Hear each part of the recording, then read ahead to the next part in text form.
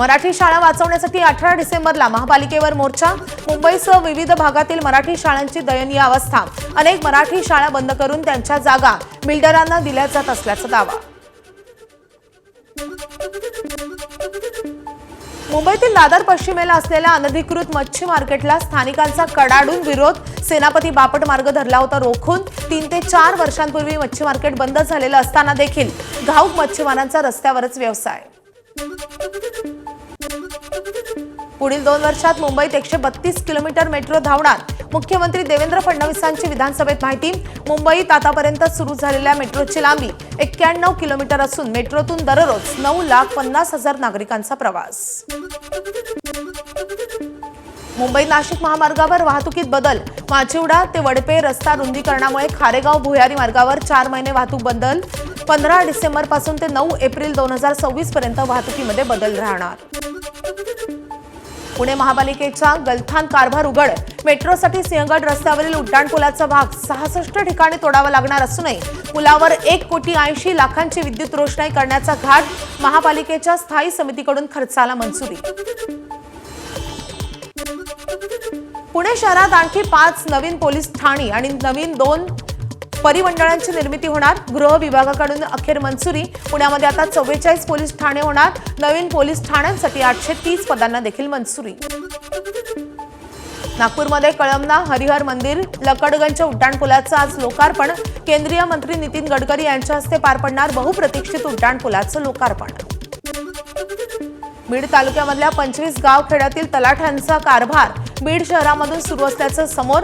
गावांमध्ये लाखो रुपये खर्च करून तलाठी सज्जाच्या इमारती, मात्र तरीही बहुतांश तलाठ्यांनी बीड शहरामध्ये स्थापली स्वतःची वेगळी कार्यालय। जतमधील संख तालुका निर्मितीसाठी आज संख गाव बंद। संख तालुक्याची निर्मिती करा तसेच संख अप्पर तहसील कार्यालयाचं होऊ घातलेलं विभाजन तत्काळ स्थगित करण्याचीही मागणी। धाराशिवमध्ये पूरग्रस्तांना शिवसेनेच्या वतीनं 101 गीर गायींचं वाटप। पालकमंत्री प्रताप सरनाईक यांच्या हस्ते ऑनलाईन पद्धतीनं करण्यात आलं शेतकऱ्यांना गायींचं वाटप। सकल हिंदू समाज आणि सर्व पक्षांचा आज भंडाऱ्याच्या लाखांदुरामध्ये बंद आणि मोर्चाची हाक। मागील आठवड्यात 5 वर्ष चिमुरडीवर परप्रांतीय अल्पवयीन मुलानं केलेल्या अत्याचाराच्या निषेधार्थ सर्व एकवटले। जळगावात तरुणाचा धारदार शस्त्रानं डोक्यात वार करून निर्घृण खून। सागर सोनावणे नावाच्या तरुणाची हत्या। संबंधित पोलिसांच्या ताब्यात। इतरांचा शोध सुरू। जिल्हा रुग्णालयामध्ये नातेवाईकांचा काळीज पिळवटून टाकणारा आक्रोश। शिवीदिल्याच्या कारणावरून बारामतीत मित्राकडूनच मित्राची हत्या। मारुती लोंढे असं मृताचं नाव। हत्या करणाऱ्या दोघांना पोलिसांच्या बेड्या।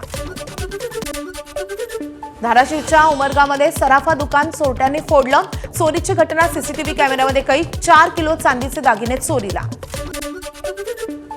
गोंदियाच्या तिरोडा शहरामध्ये घरातच सुरू होती गोमांसाची विक्री। पोलिसांनी धाड टाकत जप्त केला 200 किलो गोमांस। 6 आरोपी पोलिसांच्या ताब्यात। यवतमाळच्या महागाव तालुक्यातल्या मुडाणा येथे शॉर्ट सर्किटमुळे घराला आग। सुदैवानं कोणती जीवितहानी नाही। घटनेमध्ये घरगुती साहित्य जळून खाक। पुण्यामध्ये ई स्क्वेअर जवळ मध्यरात्री बस मेट्रो खांबाला धडकली। त्या दरम्यान मागून आलेल्या ट्रकची बसला धडक। रात्रीपासून बस आणि ट्रक हटवण्याचं काम सुरू।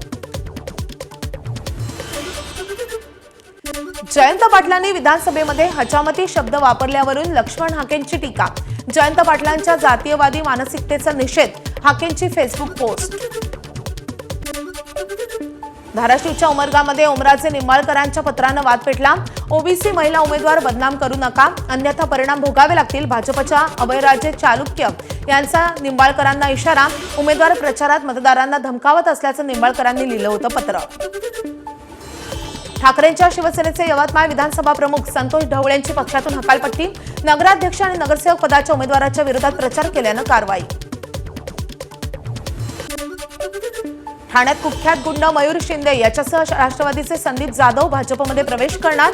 संदीप जाधव राष्ट्रवादीचे ठाणे जिल्हा सरचिटणीस तर गुंड मयूर शिंदे भांडूप परिसरामध्ये गुन्हेगारी कृत्यांमध्ये सक्रिय। परभणीमध्ये महायुतीमध्येच भाजप आणि शिवसेनेमध्ये बॅनर वॉर. निवडणुकीच्या तोंडावर शहरात जोरदार बॅनरबाजी. शिवसेनेकडून हीच ती वेळ महापालिकेवर भगवा फडकवण्याची, तर भाजपकडून विकसित परभणीचं कॅम्पेन. वाशिम नगरपालिका निवडणुकीमध्ये प्रचाराला रंगत. उमेदवारांकडून डिजिटल बॅनर, फ्लेक्ससह हवेत तरंगणाऱ्या मोठ्या फुग्यांवर आणि डिजिटल LED स्क्रीनवरून ठिकठिकाणी प्रचार. वाशिम नगरपालिका निवडणुकीमध्ये ग्रामीण भागातील कलावंत प्रचारात. कलावंत शाहिरांमुळे नागरिकांची करमणूक आणि निवडणुकीचा प्रचारही, तर कलावंतांनाही रोजगार मिळतोय. मराठा आंदोलक मनोज जरांगे आजपासून 2 दिवसांच्या दिल्लीच्या दौऱ्यावर. उद्या 11 वाजता आत्महत्या केलेल्या शौर्य पाटीलच्या वडिलांची सांत्वनपर भेट घेणार. सांगलीमध्ये पुण्यश्लोक अहिल्यादेवींच्या महाराष्ट्रातील सर्वात भव्य अश्वारूढ पुतळ्याचं आज मुख्यमंत्री फडणवीसांच्या हस्ते लोकार्पण. होळकर चौकात 1.5 कोटी रुपये खर्च करून उभारण्यात आलाय अहिल्यादेवींचा अश्वारूढ भव्य पुतळा.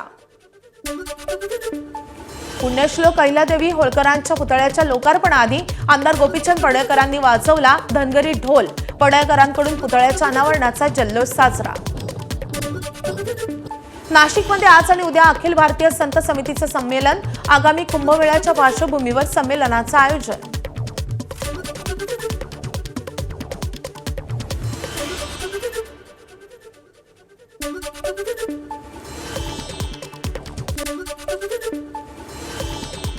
वर्धा जिल्ह्यातील पडेगावामध्ये वसंत बाबा दत्त पंचमी निमित्त धूळ दिंडीचं आयोजन. एकूण 226 भजन मंडळांची दिंडी आणि रिंगण सोहळ्यामध्ये सहभाग. 15,000 पेक्षा अधिक भक्तांनी घेतला महाप्रसादाचा आस्वाद.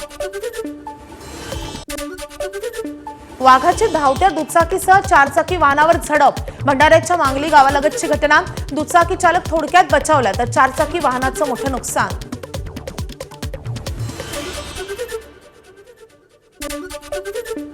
देशाची राजधानी दिल्लीमध्ये पसरली धुरळ्याची जाड चादर. ITO परिसरामध्ये हवा गंभीर श्रेणीत असल्याचं केंद्रीय प्रदूषण नियंत्रण मंडळानं म्हटलंय. दिल्ली NCR मध्ये अनेक ठिकाणी हवा गुणवत्ता निर्देशांक 500 जवळ पोहोचलाय. रोहिणी आणि वजीपूरमध्ये AQI 500च्या जवळ, तर गाझियाबाद नोएडामध्ये वायू प्रदूषण गंभीर स्तरावर. दिल्लीमधल्या प्रदूषणाची पातळी अति गंभीर टप्प्यावर. रविवारी हवा गुणवत्ता निर्देशांक थेट 461 वर. दिल्ली NCR मधील सर्व बांधकामं आणि पाडकामं थांबवली. आग्रा शहरातही थंडीची लाट आणि दाट धुकं. ताजमहालही धुक्यामुळे दिसेनासा झाला. ताजमहाल पाहण्यासाठी आलेल्या देश विदेशातील पर्यटकांचा मोठा हिरमोड. खराब हवेमुळे मुंबईकरांची घुसमट. शहर आणि उपनगरातील अनेक भागात हवेची गुणवत्ता खालावली. मुंबईकरांच्या आरोग्यावर विपरीत परिणाम होण्याची चिंता.